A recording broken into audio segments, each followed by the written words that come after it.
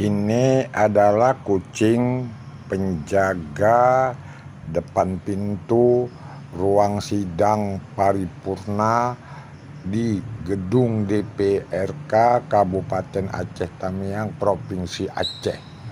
Kucing ini sangat disiplin dalam menjaga depan pintu di ruang sidang paripurna. Kucing ini tetap standby di depan pintu ruang sidang paripurna DPRK Kabupaten Aceh Tamiang.